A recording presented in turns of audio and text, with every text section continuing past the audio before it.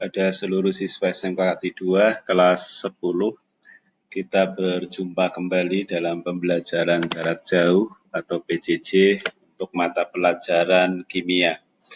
Pada pertemuan yang ke-9, saya akan menyampaikan bab baru, yaitu tentang konsep mol.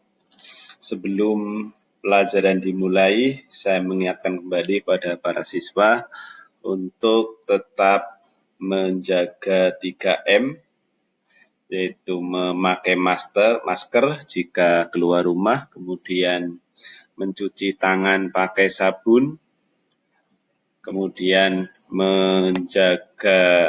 menjauhi kerumunan atau menjaga jarak. Baik, para siswa sekalian, kita mulai pelajaran dengan berdoa menurut agama dan keyakinan kita masing-masing. Berdoa mulai.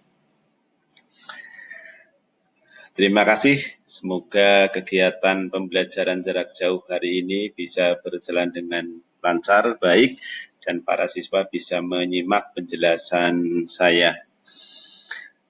Para siswa yang berbahagia, untuk bab ke-5 atau pertemuan yang ke-9 mata pelajaran kimia, kita akan membahas tentang konsep mol. Apa itu mol? Dalam ilmu kimia, mol merupakan satuan internasional, yaitu satuan internasional atau disingkat dengan SI, yang menyatakan jumlah partikel baik dalam bentuk atom, dalam bentuk ion maupun dalam bentuk molekul.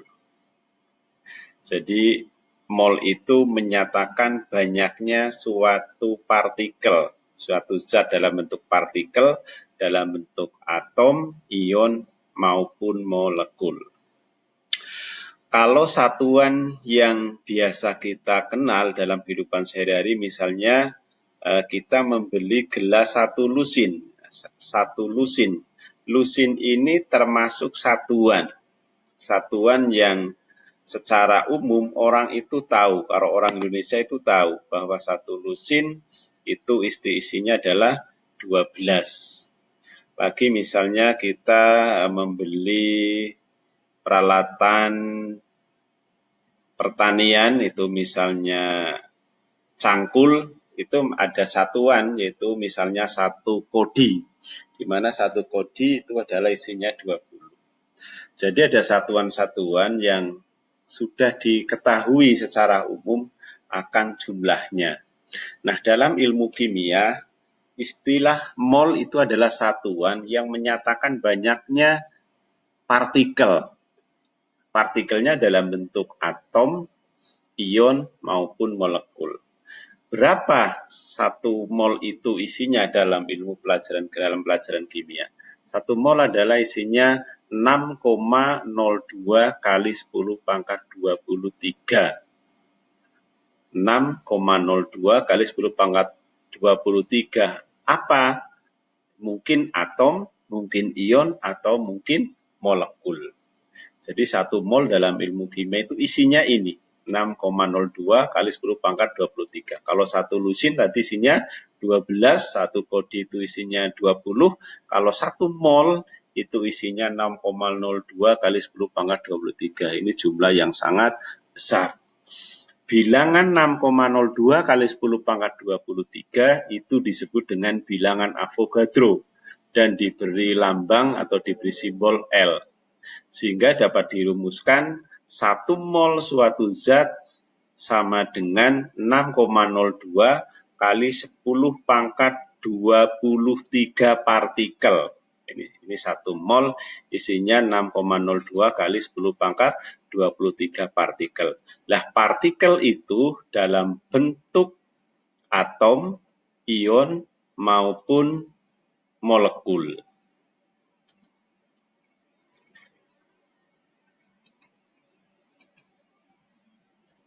Ini 1 mol suatu zat adalah isinya seperti ini. Berikutnya, kalau 1 mol suatu zat isinya adalah 6,02 kali 10 pangkat 23 partikel, misalnya atom, molekul, atau ion, maka berapakah jumlah partikel dalam sekian mol yang terkandung dalam suatu zat?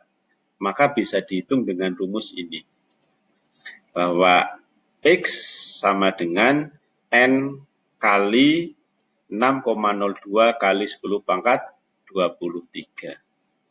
Ini adalah untuk menghitung jumlah partikel dalam suatu mol zat. X ini adalah jumlah partikel, kemudian N-nya itu adalah mol, jumlah mol. Berapa mol? 1 mol, 2 mol, setengah mol, 0,5 mol, 0,25 mol, 0,01 mol, dan seterusnya. Maka bisa dihitung dengan rumus ini. Itu untuk menghitung jumlah partikel suatu zat dalam bentuk mol. Contohnya, misalnya kita memiliki 3 mol besi. 3 mol besi.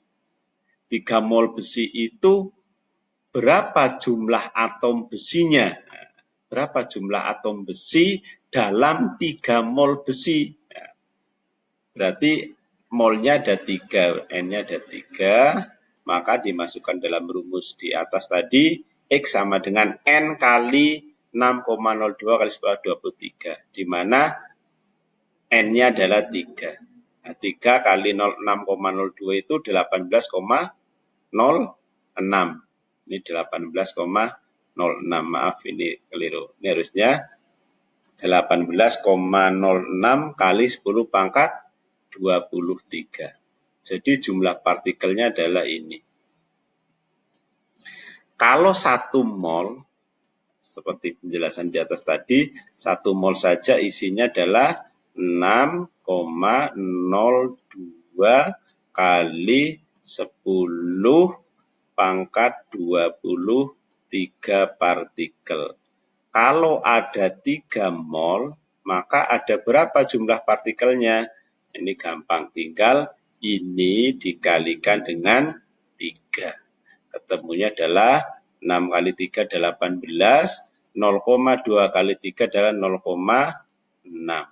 Jadi isinya adalah 18,06 kali 10 pangkat 23. Ini kalau dalam 3 mol. Bagaimana kalau 10 mol? 10 mol besi isinya berapa? Ya tinggal 6,02 kalikan dengan 10. Berapa? 60, kali 10 berapa? 0,2. 60,2 kali 10 pangkat 23. Atau 6,02 kali berapa?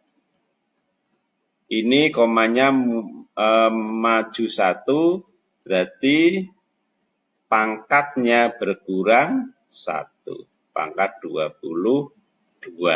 Jadi kalau ada 10 mol besi, maka jumlah partikelnya adalah 6,02 kali 10 pangkat 22. Atau 60,2 kali 10 pangkat 23. Itu cara menghitung jumlah partikel suatu zat jika molnya diketahui. Nah, perhitungan seperti ini nanti pada akhirnya dalam latihan-latihan soal itu bisa diubah, bukan dicari berapa jumlah partikelnya, tapi bisa ditanyakan berapa mol diketahui jumlah partikelnya. Misalnya, berapa mol? Ada berapa mol kalau jumlah partikelnya misalnya 3,01 kali 10 pangkat 23. Ada berapa molkah ini? Gitu. Nah, ini berarti ya tinggal kalau 1 mol itu isinya sekian, kalau isinya sekian berarti ada berapa mol? Ini berarti setengahnya. Oh, berarti ada setengah mol atau 0,5 mol. Ini untuk perhitungan biasanya tidak hanya ditanyakan jumlah partikelnya, tapi bisa ditanyakan jumlah molnya. Ini perhitungan matematika biasa seperti ini. Oke, harapan saya nanti para siswa bisa mengerjakan latihan-latihan yang sudah saya berikan, cara menghitung jumlah partikel maupun jumlah mol jika diketahui jumlah partikelnya. Berikutnya, hubungan antara mol dengan massa atom relatif, ini disingkat dengan AR, dan atau hubungan mol dengan massa molekul relatif atau disingkat dengan MR. Mari kita lihat bagaimanakah hubungan antara mol dengan AR maupun MR. Karena kalian belum mengenal apa itu massa atom relatif dan apa itu massa molekul relatif, yaitu AR dan MR, maka saya terlangkang terlebih dahulu definisi atau pengertian dari massa atom relatif atau AR dan massa molekul relatif. Oke, yang pertama adalah massa atom relatif. Apa itu massa atom relatif? Massa atom relatif dinyatakan dengan SMA. Apa itu SMA? Satuan massa atom. Atau kalau bahasa asingnya adalah AMU, Atomic Massa Unit. Kenapa bukan dinyatakan dalam gram? Karena ukurannya terlalu kecil, sehingga dinyatakan dalam satuan ini, SMA atau AM. 1 SMA, berapa masanya? 1 SMA itu masanya 1,66057 kali 10 pangkat min 24 gram. 1,66, ini biasanya angka ini itu biasanya disebutkan 1,66 kali 10 pangkat min 24 gram. Ini angka yang sangat kecil, massa yang sangat kecil. Kalau 1 gram aja sudah kecil, apalagi ini kalau dibuat bilangan desimal kan berarti 0,0000, nolnya sampai 23, berarti nolnya 23, baru 166 gram. Nah, makanya ini angka yang sangat kecil sehingga digunakan istilah SMA, satuan massa atom.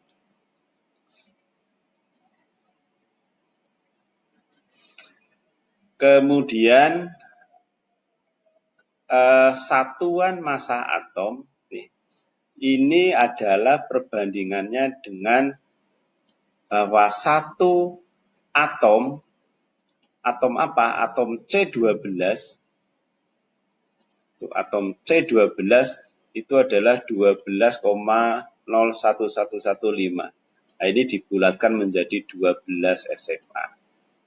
Sehingga atom karbon ini sebagai pembanding bahwa untuk menghitung AR suatu unsur itu adalah dengan membandingkan massa rata-rata satu atom X, ini atom X, dibandingkan dengan 1/12 kali massa satu atom C12.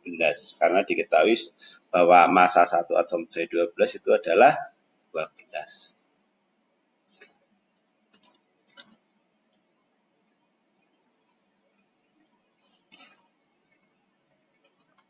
AR ini dapat kita lihat pada tabel sistem periodik unsur.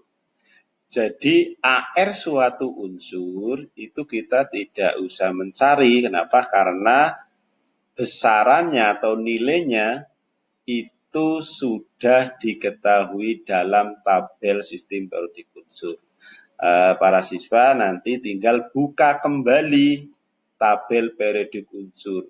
Mana yang menyatakan massa atom relatifnya atau AR-nya. Nanti akan saya tunjukkan bagaimana untuk angka-angka yang menunjukkan massa atom relatif suatu unsur. Massa atom relatif suatu atom sudah ditentukan dan terdapat dalam tabel sistem periodik unsur. Jadi kita tidak usah menghitung, tidak usah mencari karena di tabel itu sudah ada semua di situ. Oke, berikutnya misalnya saya ambil satu contoh lambang unsur dalam sistem periodik. Itu misalnya saya ambil salah satunya adalah ZN. Di dalam kotak seperti ini adalah lambang unsurnya atau lambang atomnya berarti ZN. Nah, di sini adalah nama unsurnya. Lambangnya ZN, nama unsurnya berarti Seng. Kemudian ini titik lele, kemudian ada titik didih, kemudian ini ada nomor atom. Ini masih ingat mungkin para siswa ya, bahwa angka yang di atas di sudut sebelah kiri atas ini menyatakan nomor atom. Nomor atom itu menyatakan apa? Nomor atom itu menyatakan banyaknya proton maupun elektron. Suatu atom itu di sini ditunjukkan oleh nomor atom. Sedangkan angka yang berada di sudut kanan atas, nah ini angka yang ditunjukkan di sini, inilah yang menunjukkan massa atom relatif. Nah, semua atom atau semua unsur dalam sistem periodik itu ada angkanya di sini. Dan angka inilah yang menunjukkan AR atau massa atom relatif suatu unsur. Berarti AR dari unsur atau atom ZN berapa? Ya 65,37. Tapi dalam hitungan biasanya ini hanya dibulatkan menjadi 65. Tuh.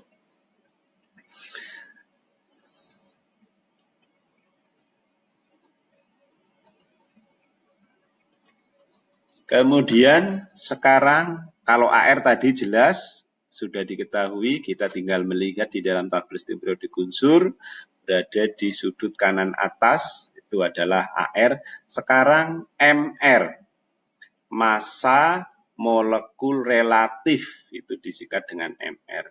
Apa itu MR atau massa molekul relatif? Kita ingat bahwa molekul itu apa? Gabungan dari atom-atom. Nah, secara otomatis maka massa molekul itu adalah jumlah total massa atom relatif. Berarti berapa banyaknya massa atom relatif atom-atom yang menyusun molekul tersebut. Karena molekul kan gabungan dari beberapa atom. Nah, atom-atomnya dihitung, akan ketemulah yang disebut dengan MR, massa molekul relatif.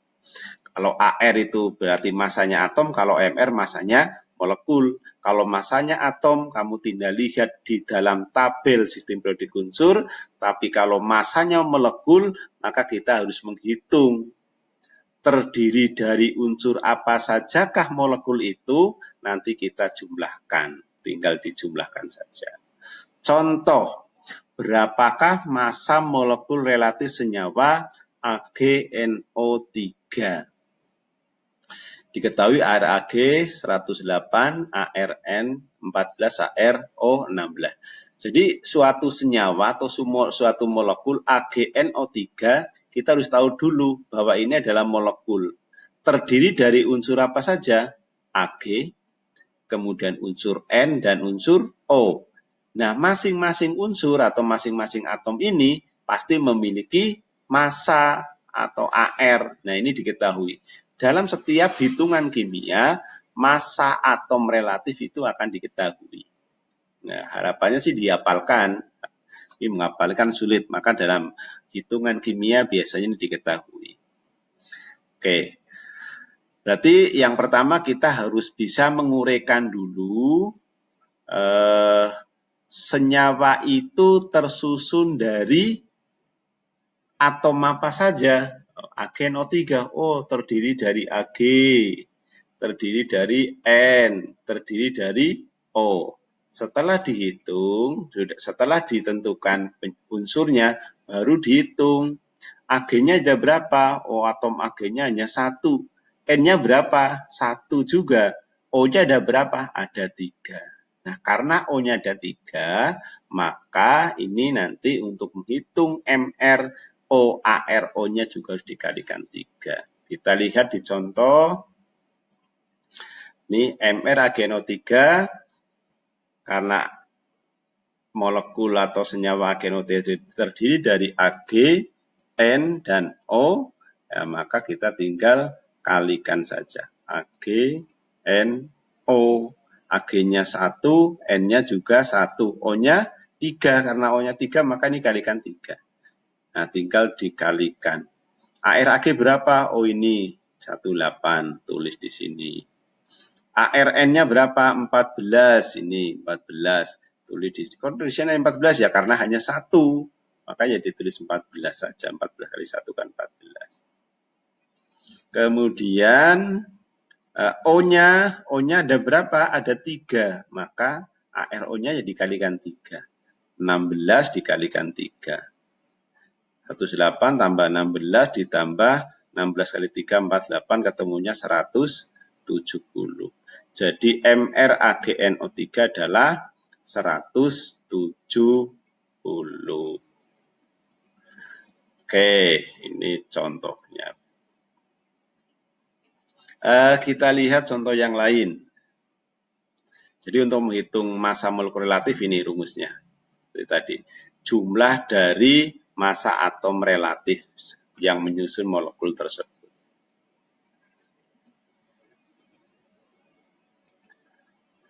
Hitunglah MrH2SO4, diketahui ARH1, ARS32, ARO16. Nah, ini kita yang pertama ya tinggal diuraikan. H2SO4, H-nya ada berapa? Oh, hanya ada 2, berarti 2 kali ARH. S-nya berapa? 1, berarti 1 kali ARS. Ditambah O, O-nya ada berapa? 4, 4 kali AR.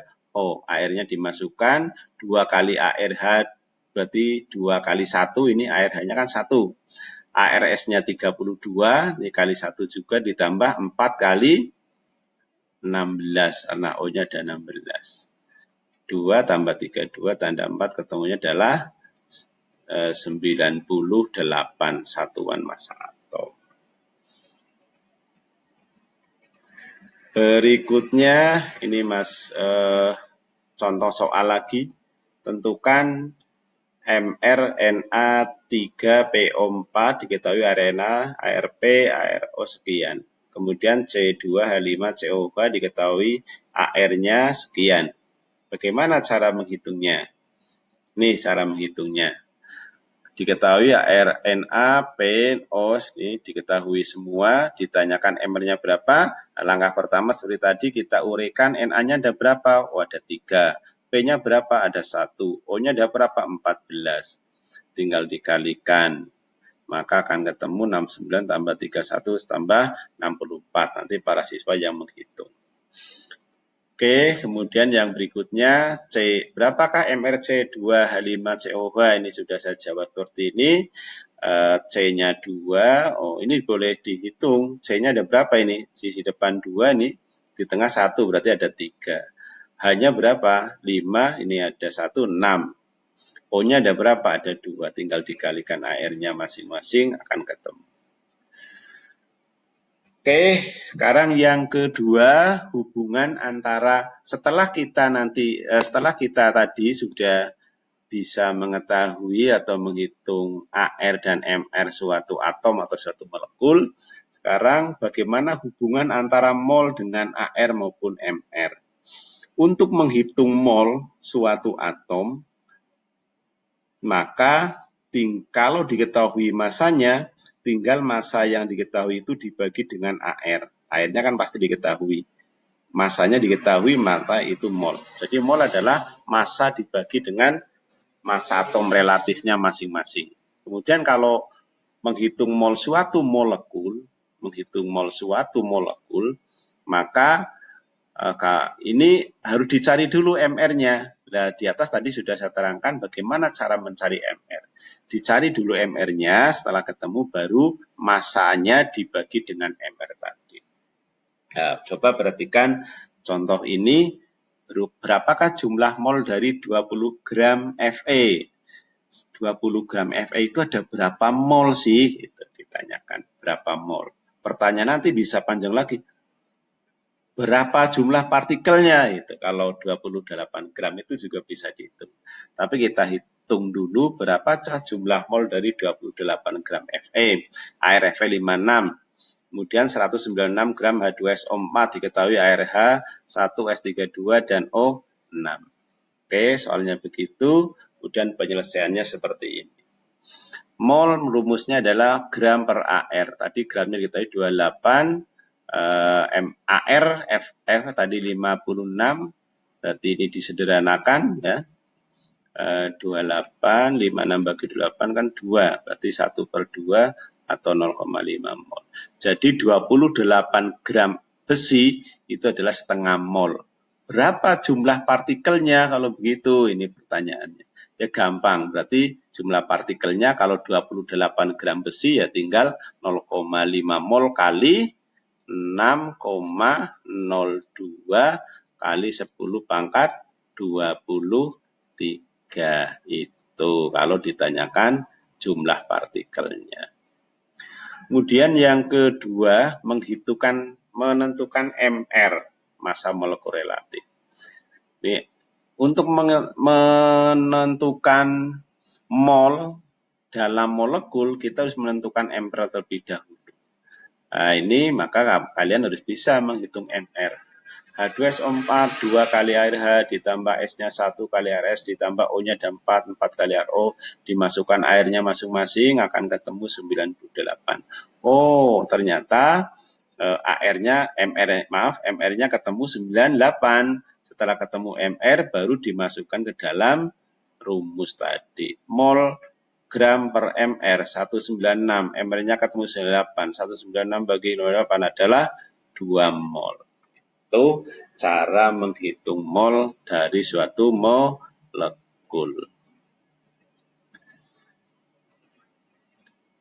Oke, para siswa sekalian, sampai di sini dulu perjumpaan pembelajaran jarak jauh pada hari ini. Berarti sekali lagi saya ingatkan bahwa pembelajaran untuk konsep mol nanti masih ada perhitungan-perhitungan hubungan mol dengan yang lainnya.